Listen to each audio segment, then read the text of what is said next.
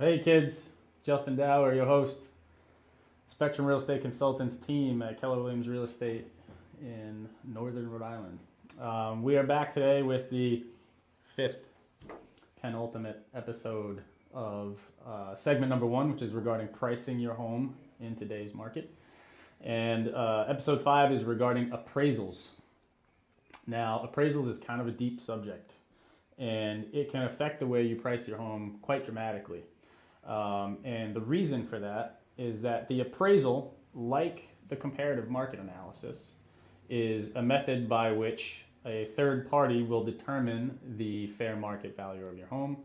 But that third party, generally speaking, in the case of selling your home, is going to be a bank, your buyer's bank.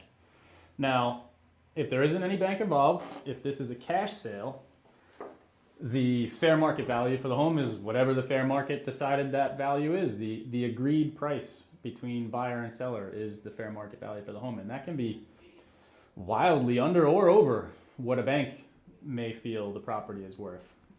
Let's imagine a case where there is a certain fellow and him and his missus are going to part ways, and in the divorce, the family home is going to be sold, and now they both need to find new homes, and this fella really wants to get his children into this specific school district by a certain date, and your home is on the market during that time.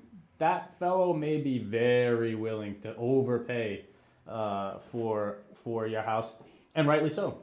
And if there is no bank involved and we don't have to worry about an appraisal, whatever you two agree is the value of your house is the fair market value. But we all know that cash sales are fewer and further between, and the wide majority of property transactions occur with bank financing involved. So this same circumstance, same fellow, is not a cash buyer. Let's say he is borrowing as much as he possibly can. He's doing an FHA mortgage, and he's borrowing 96.5% of the home's value.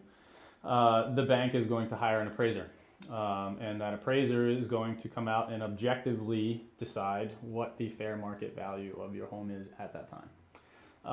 Now, it is lesser understood maybe by the wider seller's market that if the bank disagrees with the agreed price between you and your buyer, and the appraisal is for less. Let's say you guys agreed on $500,000 and the bank thinks it's worth $475,000. That's a $25,000 gap that now needs to be made up. And there are mortgage contingencies in just about every real estate purchase contract out there, which, unless agreed to otherwise in writing, state that the buyer is not obligated to close at the former agreed price because of this contingency. Now, that generally speaking means that the buyer has an opportunity to renegotiate, and if that buyer has the ability with cash out of pocket to come up from that 475 number closer towards the agreed $500,000 number, maybe you and your buyer could continue to have an agreement and stay in contract and sell the house. However, if you fail to adjust your expectations and you're married to your position, like we discussed in the last video, and you refuse, that buyer is taking a walk, and after probably now what is several weeks with your property having been in contract, now your property is coming back to the market, and the optics again on your sale have been shot full of holes. Now the buyer's market is wondering, why is this property coming back to the market after so long? Was there a problem during inspections? Did the appraisal not come back at value? And whatever the answer to that question is, they can ask, you can answer if you'd like. They can't really corroborate that you're telling the truth. So it just adds a question mark. It adds a certain shadow of doubt to your property sale. And you as a seller, having just gotten an agreed price at $500,000, you are certain that your property is worth $500,000, and that this appraiser just didn't know what he was talking about, and this house is definitely worth more than the $475,000 that the appraiser came back at, and you are digging your heels in, darn it, you're going to go out there and find that next buyer for 500,000, but given that new introduction of doubt, it may not happen the way you expect it to. So we need to take consideration of appraisals and their mechanics when we are pricing a property, especially in today's market atmosphere, right? So prices have been very steeply increasing in most localities over the last 3 years. And if we're going to take this specific market atmosphere as an example, Rhode Island, Massachusetts, Connecticut, New York, that's exactly what's going on. So let's imagine we're in a condo complex and we're in a 2-bedroom, 2-bath, and the identical unit sold 4 months ago and got $230,000.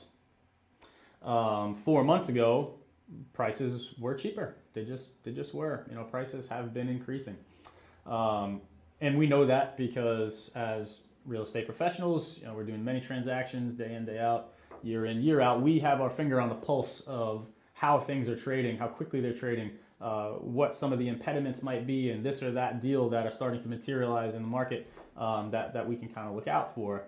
Appraisers, maybe a little bit less, and banks have different objectives. We as real estate professionals, our goal is to get you the absolute top dollar for your sale, bar none. We make more money when you make more money. That is our stated goal and always will be, unless your goals are different and you want less money for your own, which we will gladly accommodate as well. We're just a tool in your toolbox. But bank appraisers, they are looking out for the bank, and the bank is concerned about risk. And in most markets, as we all are accustomed to, what goes up must eventually come down. So if we are considering that $230,000 sale just 4 months ago for our identical unit, it would stand to reason maybe that we list at $249,900, $250,000. An extra 20 grand in this market atmosphere over the course of 4 months seems very reasonable, and likely is insofar as the agreed fair market value between buyer and seller and realtors and our clients. The bank may not see it that way. The bank is looking at a $230,000 sale a quarter ago, which, folks, if you're a bank, you're looking at that like, man, I don't think your place it's identical. It shouldn't be worth more than $230,000. It's the same place. It just sold. So how do we accept that fact and kind of roll that into our pricing? Well, we'll start by probably pricing, as we described in several of the last videos, right where the comps prove value. So if that identical place sold only a quarter ago for $230,000, our list price should probably be right there. If our buyer and seller agree on a higher price thereafter, now we need to understand that appraisals may become an issue, and we need to be a little bit more selective over which buyer we choose. Listing right where the property comps prove value, as we discussed again in previous videos, generally creates many buyers, many offers, and hopefully we can pick and choose which buyer is the best for our goals. And if we know that we may have appraisal issues, again, banks are looking at risk. If they are financing an undercapitalized buyer who is only putting down a very small amount, the risk is very high. The loan to value ratio, LTV, is not in the right proportion. However, if we have somebody who's offering you that $250,000, but they're putting down $100 grand because they just sold a home of their own and pulled some equity out of that sale, the bank doesn't care, folks. Sure, they may not agree that the property is worth $250,000, but they don't have $250,000 worth of risk. Kind of get my meaning? So appraisals, how they work in different lending environments, and that'll be a whole different segment, but it's completely different in an FHA or VA or USDA or conventional borrowing, or portfolio loans, and it's very crucial to understand all these different lending products and how the appraisals work within them, so that you can kind of react when you do start to get those offers. You've done your job, you priced your property appropriately, you followed all of our prescription and instructions to the letter. You've arrived at that point where you have the opportunity to make the best sale and the most money for yourself. You got to understand this stuff so that you don't end up shooting yourself in the foot and ended up back in the market with horrible sales optics.